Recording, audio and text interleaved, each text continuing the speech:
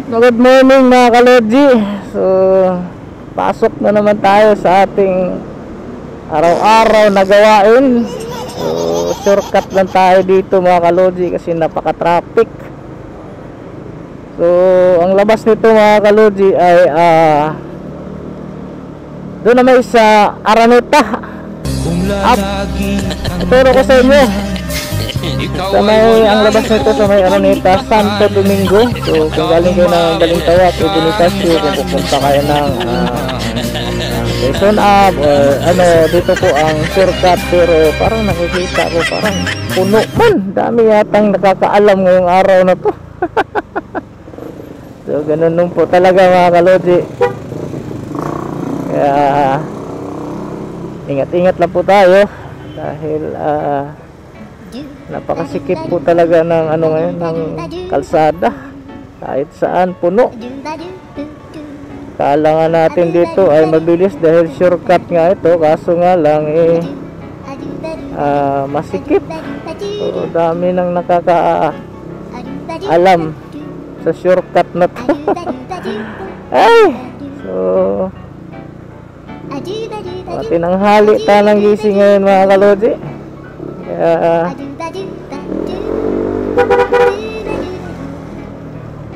kailangan lang natin kunting bilis-bilis at ingat-ingat dahil siyempre iniiwasan talaga natin yung mali tayo para hindi tayo ma-discarrel sa ating amo. So yun, ang problema nito, dito tayo kakanan tayo dito kasi pag diretso doon okay naman, kasi medyo dito kasi medyo malapit lang dito, sana hindi ma-traffic. Ayan, dire-diretsuhin lang natin to. Ang tagos na nito ay Araneta Ave at Santo Domingo Street. So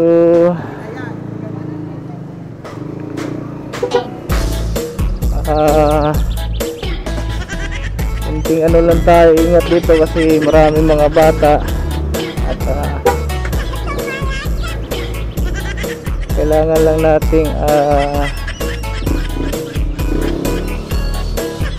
magpakumbaba lagi sa daan. Huwag tayong, kung overtake ka tapos ayaw ka pa overtakein, hayaan mo na siya, huwag nang mainit ng ulo. Kailangan lang po talaga dito sa Maynila kahit saan maging pasensyoso ka at huwag mong kontrolin mo yung imahinasyon o galit sa iyong isip. Imbis na magalit ka, tawanan mo na lang kasi wala unang-una talo ka dyan kasi naiinis ka o naiinis ka, di ba? Siyempre aakyat ang iyong dugo sa iyong paa. So dapat ano ka lang ba, kalmado, relax lang. Ganun talaga dito sa Maynila. Madali tayo pero hindi natin alam na mayroon pa talagang mas nagmamadali sa atin. Kaya kung ayaw kang bigyan, hayaan mo na, gawa ka na lang ng paraan na mapagbigyan ka. So itong kalsada na to, napakahirap po talaga kahit light vehicle pumunta dito. So mahirap po kasi pag may kasalubong ang tricycle, masikip na, hindi na kaya. So dito talaga mga motor lang, motor, tricycle, yan. Kasi kung papasok dito mga taxi tapos may kasalubong na tricycle, wala.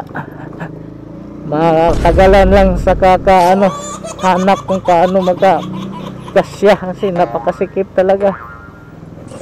Ayan. So huwag kayong bibitaw at malalaman nyo to kung saan ang labas nito. Alright, so aware lang po sa ating mga kapwa driver, bawal po dito yung 4 wheels, 2 wheels, tricycle, yan, motorcycle and tricycle only. Okay, napakasikip. Ito dito tayo. So pag diniretso natin yan sa dulo, makikita natin yung stoplight ng Santo Domingo Church. Santo Domingo Street. Yung sa church pala sa dulo pa yun. So at least may idea na kayo kung galing kayo ng Balintawak, pupunta kayo dito sa may Quezon Ave, pupunta kayo dito sa may Santo Domingo, or papuntang Mandaluyong na gusto nyo mag shortcut, yan, dito po kayo ang daan. Yan, dito po. Yan, na po yung Araneta Avenue, diba? Yung stoplight na pag kumaliwa ka dito, papuntang ano to, Santa Misa, SM Santa Misa. Tapos siyempre diretso tayo ng Santo Domingo kung gusto nyo pumunta ng Santo Domingo or Quezon Ave, yan, dire-diretso lang ito mga kaloji. Kaya I hope na nakatulong itong video na to sa mga baguhang driver, kasi alam ko sa mga veterano yakang-yaka na yung mga shortcutan dito eh. Pero sa mga kapwa natin ba na mga baguhan lang mag-drive or hindi alam yung mga pasikot-sikot, ayan, para sa inyo po itong video na to mga kaloji. At mag-iingat po tayo palagi. Yung mga mali sa daan, sa mga kalsada na nakikita natin, huwag po natin gagayahin. Ayan, gawin lang po natin kung ano yung batas, yung tama, kasi mahirap yung ganun. At pupunta tayo sa lugar na napaka-stricto katulad nyan, double solid line. Pero may kapwa tayo na hindi makatiis na umano talaga, tulad yan. Kung sa ibang lugar yan napaka-higpit, kawawa naman, so sayang ang pera.